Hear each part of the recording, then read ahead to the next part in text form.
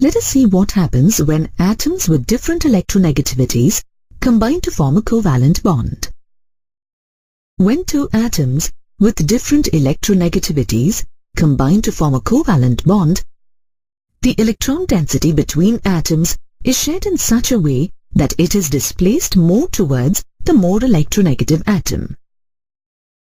As a result, the more electronegative atom gets a partial negative charge, while the less electronegative atom gets a partial positive charge. The partial positive and negative charges on the dipole are indicated by the symbols delta plus and delta minus respectively. Therefore, in heteroatomic molecules in which the two atoms differ considerably in electronegativity, two electric poles develop. We say that the molecule has developed polarity. The covalent molecule with the two oppositely charged poles is called a dipole. For example, the dipole in hydrogen chloride is represented as shown here. Hence, the bond is called a polar covalent bond, and the molecule is called a polar covalent molecule. Examples of polar covalent molecules are hydrogen fluoride, hydrogen chloride, water, and nitrogen trifluoride. When atoms with the same electronegativity combine together to form a covalent bond, such a bond is said to be a non-polar covalent bond. Here, no polarity is developed in the molecule as the shared electron pair lies exactly between the bonded atoms. Molecules with non-polar covalent bonds are called non-polar covalent molecules. Examples of non-polar covalent molecules are hydrogen, fluorine, chlorine, oxygen, and nitrogen. Let us now move on to the concept of dipole moment. The polarity in a polar covalent molecule is expressed in terms of dipole moment. Dipole moment is defined as the product of the magnitude of the charge and the distance between the centers of the positive and the negative charge. Dipole moment is denoted by mu and is equal to the product of charge Q in coulombs and distance of separation r in meters. Dipole moment is a vector quantity, which means it has both magnitude and direction. The unit for dipole moment is called dBi and is denoted by d. 1d is equal to 3.33564 into 10 to the power minus 30 coulometer. Dipole moment indicates the degree of polarity in a molecule. Dipole moment is represented by a crossed arrow starting at the positive pole and pointing towards the negative pole.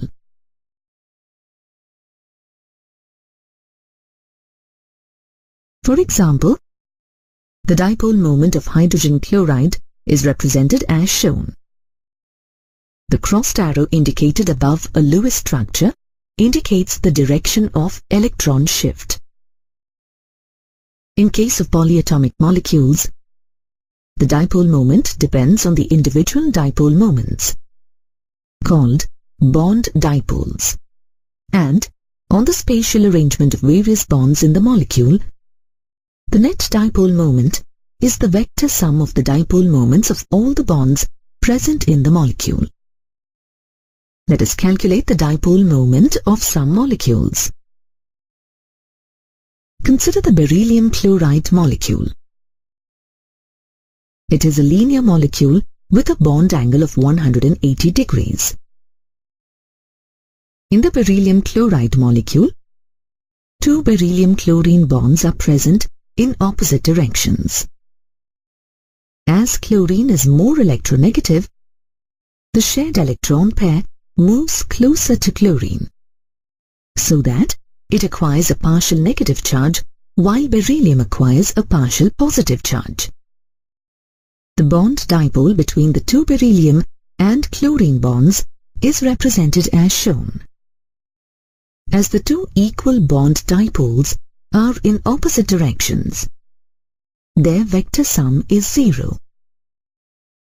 So, the net dipole moment is 0. Let us take another example. A water molecule.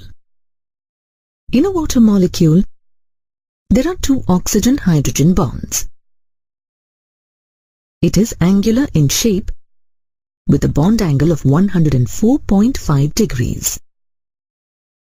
Oxygen being more electronegative, the shared electron pair between oxygen and hydrogen stands very close to the oxygen atom.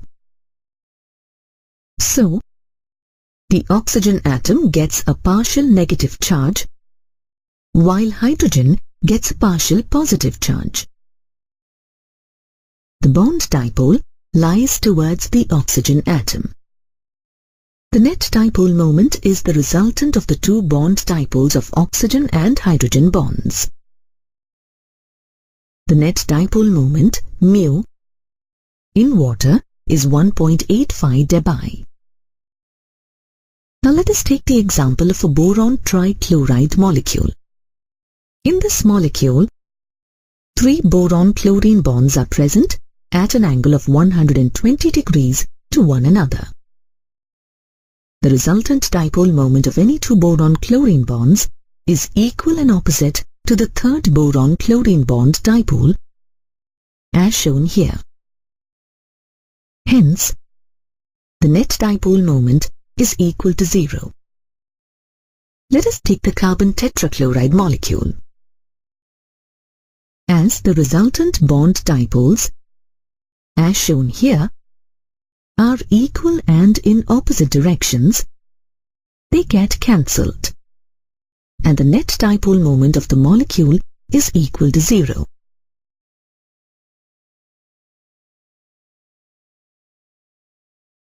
It is really interesting to know that different molecules with the same geometry or shape may have different dipole moments.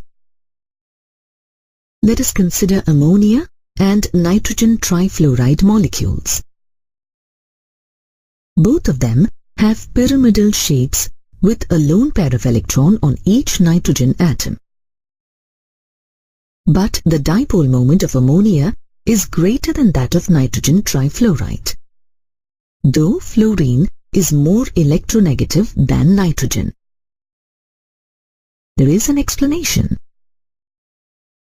The dipole moment of ammonia is 4.9 into 10 to the power of minus 30 coulometer, while that of nitrogen trifluoride is 0.8 into 10 to the power of minus 30.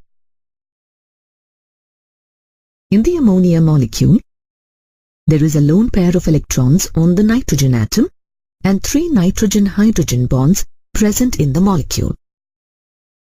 The bond dipole is directed towards nitrogen, as it is more electronegative than hydrogen. The resultant dipole moment is in the same direction of the orbital dipole due to the lone pair of electrons on the nitrogen atom. The nitrogen trifluoride molecule has a lone pair of electrons on the nitrogen atom and 3 nitrogen fluorine bonds. Since fluorine is more electronegative than nitrogen, the bond dipole is towards the fluorine. The resultant dipole moment is in the opposite direction of the orbital dipole due to the lone pair of electrons on the nitrogen atom.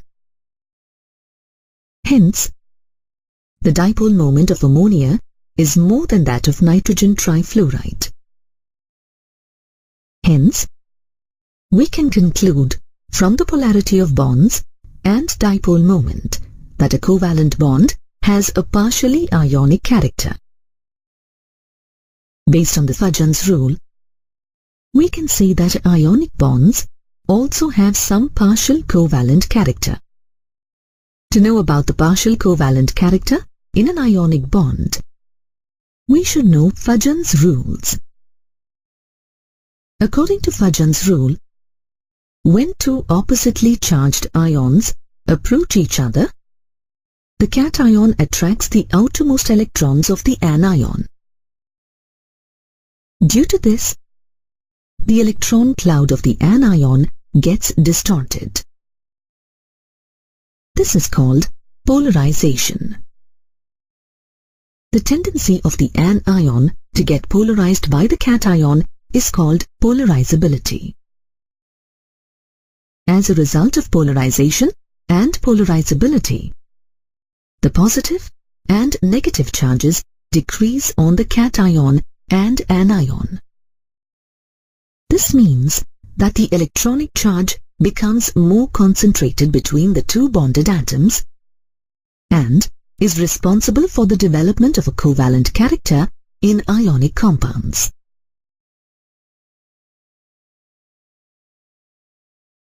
If the extent of polarization is small, then the bond is more ionic in nature.